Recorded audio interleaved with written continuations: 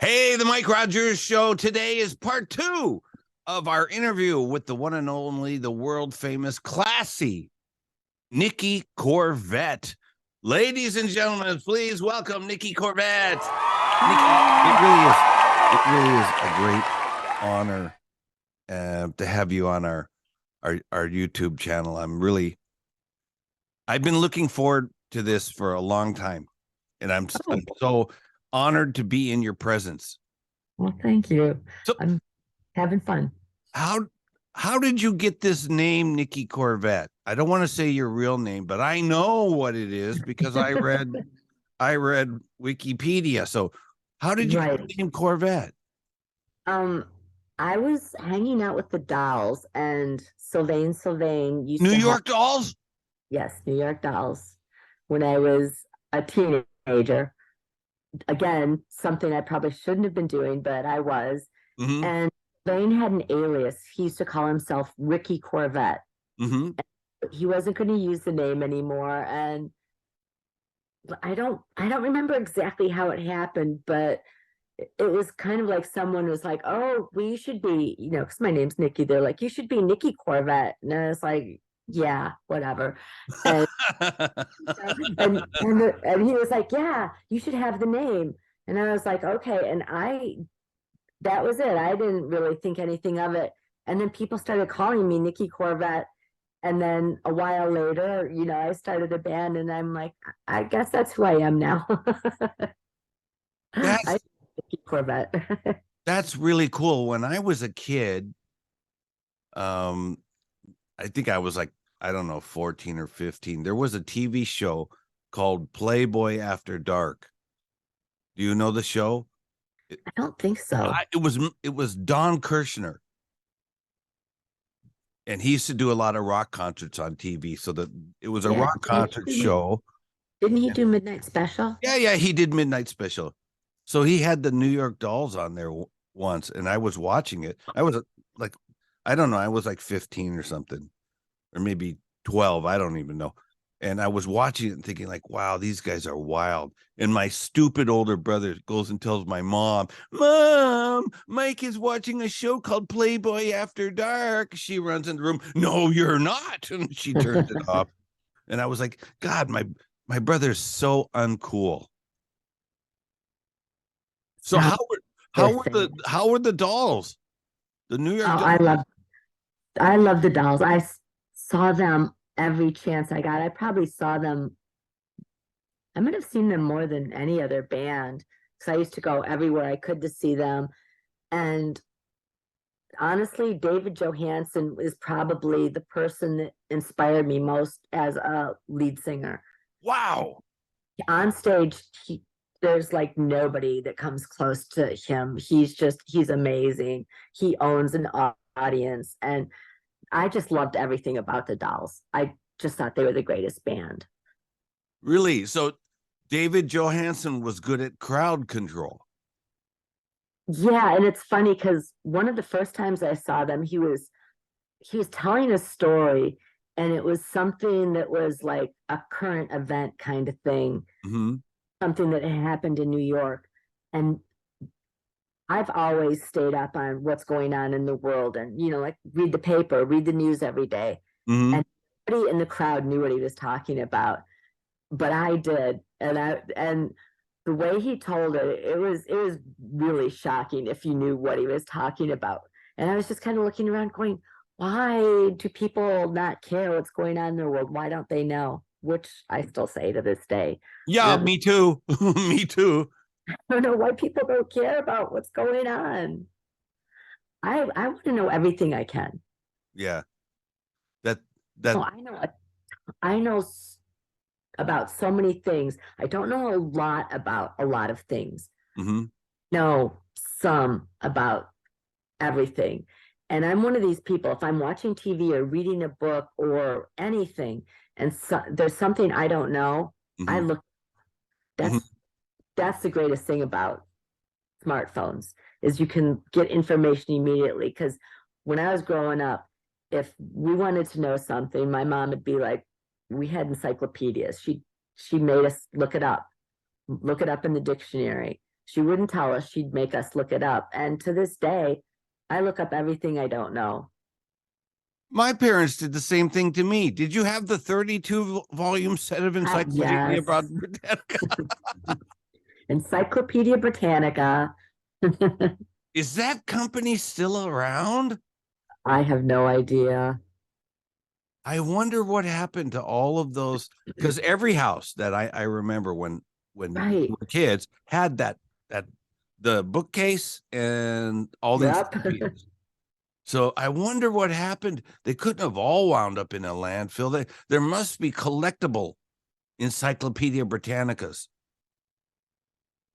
Right, but the problem is, you know, like you save this stuff and you're like, I'm gonna do this with it, I'm gonna do this with it, and then you're like, I have all this stuff. I have to that's where I am right now. I just have too much stuff. And I look at it and it's just overwhelming. I'm like, I need to do something with all of it, but I don't know what.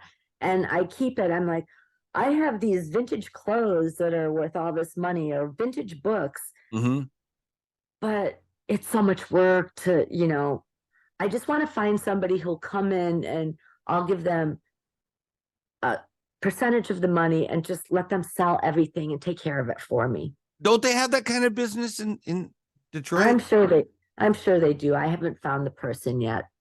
But oh yeah. You gotta find someone you can trust. Right. That's for sure. That's for sure. So after the Corvettes broke up in 1981, then 27 years later, I think you made the Stingrays and you released an album called Back to Detroit on Dollar Records.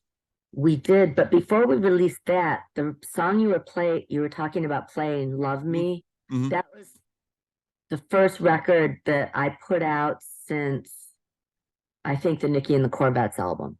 I kept playing in the 80s. I had different bands, and, you know, like I sang backups on a ton of stuff and recorded a bunch of stuff, but I hadn't done a record till the Stingrays. Oh, the music business was affecting how I felt about music, and that wasn't worth it to me. So I had to stop playing music for a while. Basically, it was the lost 90s. Yeah. I had the same thing after my band broke up. I never wanted to play in a band again. And I didn't. Wait, yeah, I think I didn't. I don't remember. But went to work for Rodney and helped be his assistant. That was okay. I didn't really have to go to band practice, rehearsal, set up for a show, and do things like that. So what was it about the music business that really got you down?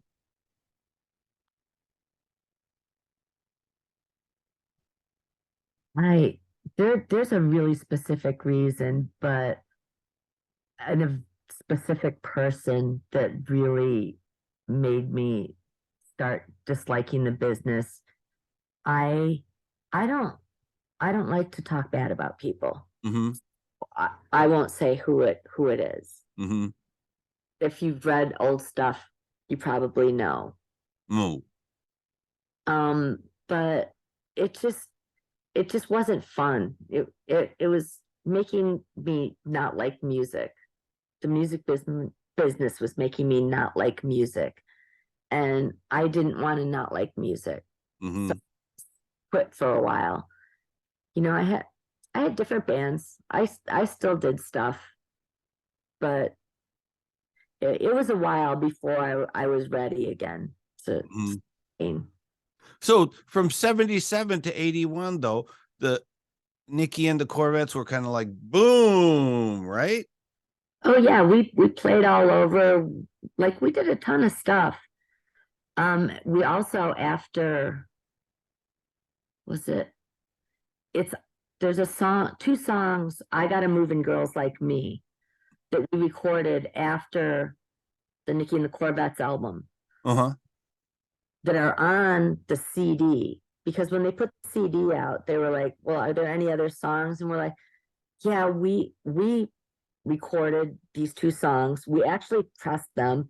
There are records in existence. I don't remember why it didn't come out, but it finally did. We finally got to put those songs on when Bomp released the NIkki and the Corvette's album on CD. Mm-hmm. We got to add a lot of stuff that we hadn't before. So that was fun. Wow. That's really cool.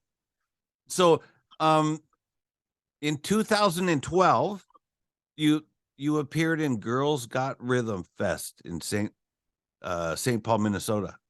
No. Oh yeah. I get in trouble for this because I say Minneapolis, and it's, even though it's basically the same city. Yeah, it is the same thing. I lived there when I was a kid. If you say Minneapolis when you're in St. Paul, they get really upset. Oh, do they? Yes. Oh my God. I found out. Oh my gosh. So you got to be really specific about city you're in. I think this goes back to what you were just saying about how dense and dim some people are. I'm from St. Paul. I'm not from Minneapolis. Right. Yeah. Well, I was a little kid, so I don't know the difference, but I think they're the same thing. But I live over here, so no one can like come and slap me. So you played with Ronnie Spector, the Muffs, the 5, 6, 7, 8s, and La Assassins. So how was that show?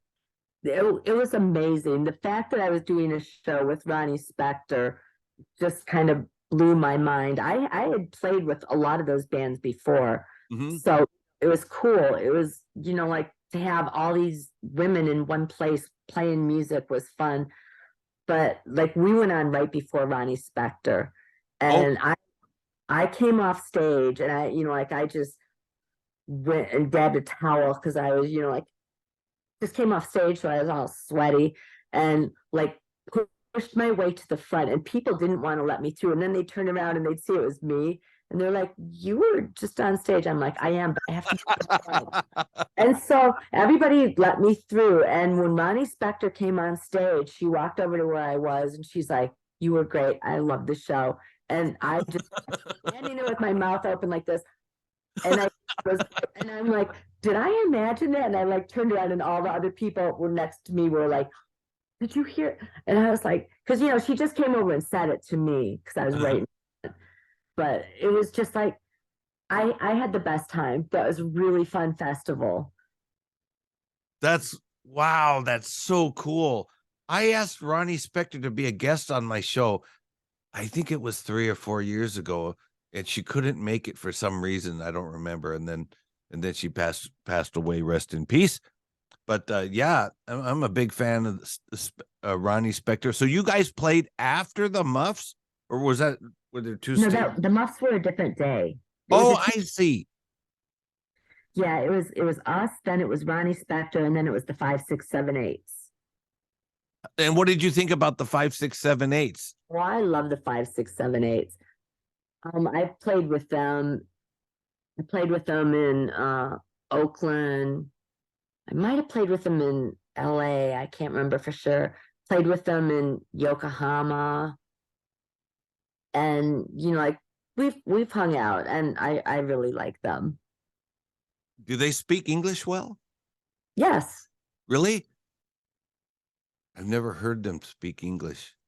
Did they speak English in that movie? What was it? Kill Bill? Did they talk, or did they just play? Oh yeah, I think they just played. That was a cool movie though. But okay, so Nikki, what are you doing now? Are you recording a record? You're planning a tour? You're coming to Japan? You're going to Germany, France, England, whatever? What's the plans? Okay, well, fingers crossed that I make it back to Japan in the fall.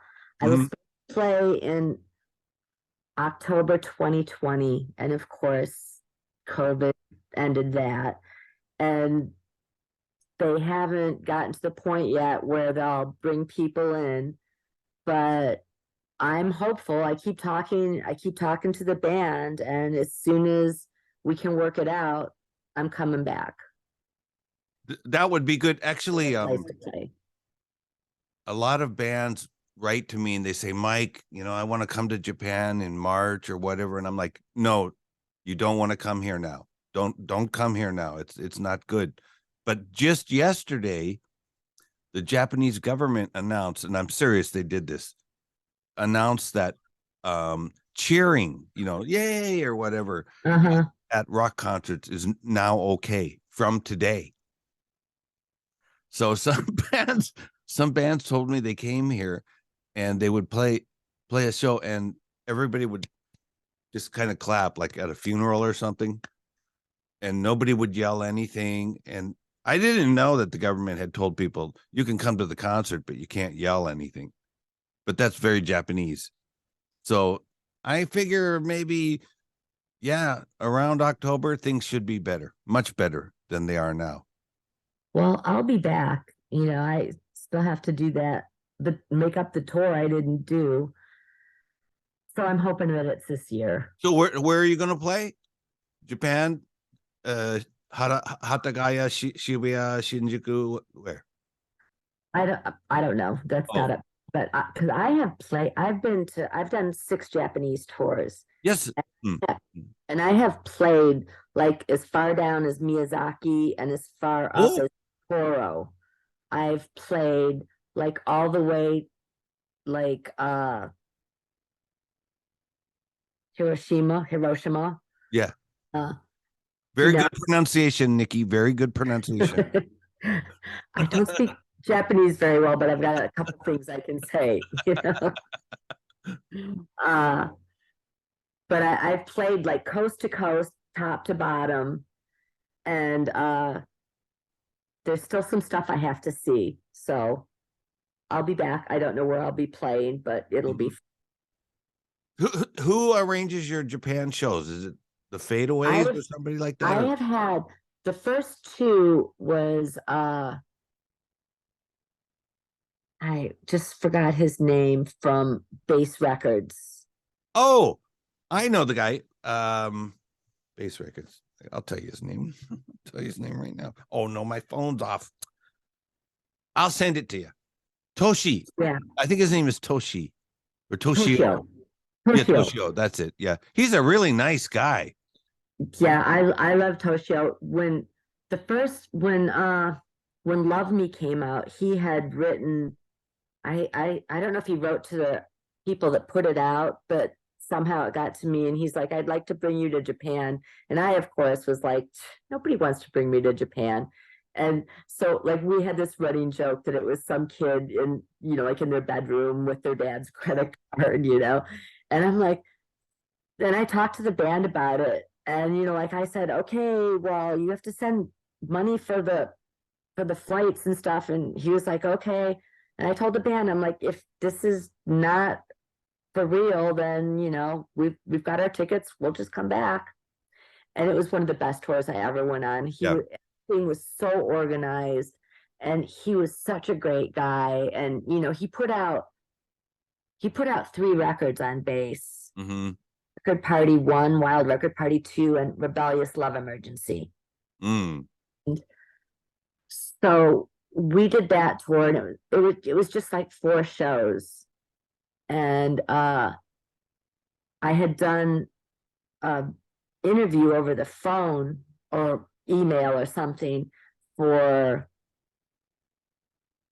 whatever that big punk magazine is that I can't think of. Doll, Rocking On. Yes, Doll. And so when we got there and he met us, we were talking. I'm like, oh, can I see the article? Did it come out? I'm thinking it's just going to be like some little thing. And he pulls out the magazine and the entire cover is me. And it was 6 pages. I told you are a superstar in Japan. And I was like, how did this happen? And then, we would do the shows and he's like, okay, and like we go on at like 8:30. I'm like, I thought we were headlining. He's like, you are. I'm like, at a club at 8:30. Yeah. Yeah. You start 30 minutes early because they want you to play more until Well, no, it's nine, just, 9 or you 10 don't o'clock. play that early at clubs I here. know. I know. And so, I'm like, nobody knows who I am. Nobody's going to be at these shows. And they all sold out and they were packed. And people cried when I walked on stage because they're like, we never thought we'd see you. I thought I was being punked. I'm like, it's like we bought merch, but like not a ton of it because we didn't really think that people were going to buy it. We sold out of merch during the first band of the first show. Yep. Sold out. And it's like after the first show, when I was like signing autographs and stuff for like 2 hours, and I just, the whole thing was surreal. It was like it doesn't surprise me in the least. Not at all. Not at all. So okay, so you're coming back here in October. Are you recording a new record or doing anything else like that? It's kind of up in the air. I would like to, there's some stuff recorded that hasn't come out yet, and I have written a song with Coco from the Let's Goes. Very good friends with them. Very good friends. I made two of their videos. I make videos for bands for free, Nikki. I never charge them anything. And the reason I do that is because I'm a radio DJ and I believe it's a conflict of interest. Like if you came, I'll make your video. I'll make your video. I swear to God. And I own a TV production company. Anyway. Well, I would like to put out a record with, we call it the Let's Goes, but it's really Toyoza from the Fadeaways, Coco from Let's Goes, and Barry, who used to be in Young Parisian and P-Lander Z. Those guys, Coco and Toyozu from Fadeaways. Toyozo used to play back guitar for Coco. Right. A long time ago. I don't know how many years ago. Right. Because I know them all. It's because they started playing together to do a tour with me, and then they kind of kept playing together. So because I did a tour in 2014 with the Let's Goes when it was 3 girls. And then that version of the band didn't exist anymore. And I was coming back to do a show in 2018, and I already knew Cherry from P-Lander Z, and I had met Toyozo. I don't know if I'm saying his name wrong. Yeah, Toyozo, that's right. And so we decided to do that, and then they just kept playing, and I think sometimes they would open the show at the Let's Goes. Yeah. The Let's Goes put out a new record last year, and they've basically exploded, and they've gotten really big now. And they were on a cover of some really glitzy rock magazine. What was it called? Bollocks. They were on the cover. I was so shocked to see that. I'm so happy. Whatever. Anyhow, Nikki, we look forward to seeing you in Japan in October 2023. You're going to be back on this show before you come to Japan, okay? Okay. And if you put out a record or something, just send me a mail saying, I want to be on your show, but I'm going to be playing you a lot on the radio anyway. So anyhow, thanks so much to Miss Nikki Corvette. Thank you for having me. This was great. I had a lot of fun. Thanks.